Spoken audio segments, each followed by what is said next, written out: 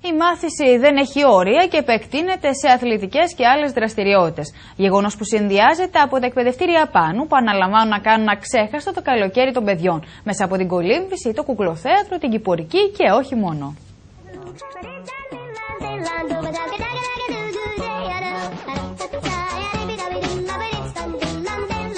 Κολύμβηση, κουκλοθέατρο και κυπουρική και ό,τι άλλο μπορεί να βάλει ο νους σας από διασκέδαση και εκπαιδευτικές δραστηριότητες, αθλήματα όπως βόλεϊ και μπάσκετ, αλλά και πολλές εκδηλώσεις σε έναν ειδικά διαμορφωμένο χώρο για την ψυχαγωγία των παιδιών.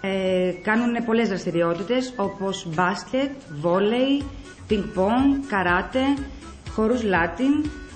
Ιδιαίτερα εκπαιδεύονται στη σωστή κολύμβηση. Κάνουν αγγλικά, ηλεκτρονικούς υπολογιστές, θεατρικό παιχνίδι, μουσικοκινητική αγωγή, κουκλοθέατρο.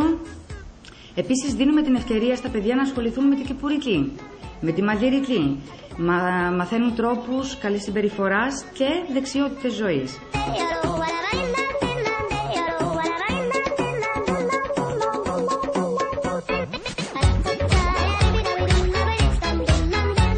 Τα εκπαιδευτήρια Πάνου στην Άφακτο αναλαμβάνουν και το καλοκαίρι να καλύψουν όλες τις ανάγκες των παιδιών σας με τους εξειδικευμένους εκπαιδευτικούς και φυσικά με την καλύτερη ασφάλεια.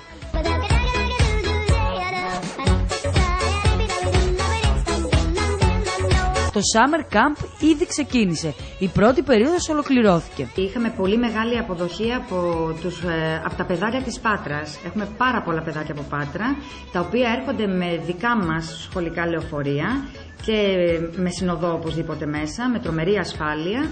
Τα φέρνουμε εδώ στο σχολείο με το σχολικό και σχολώντας τις 2 η ώρα από εδώ φεύγουν πάλι με το σχολικό προς το σπίτι τους.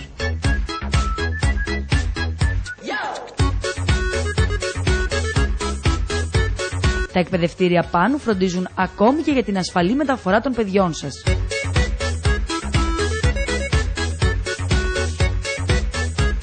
Ένας χώρος ειδικά διαμορφωμένος με άριστες υποδομές για παιδιά.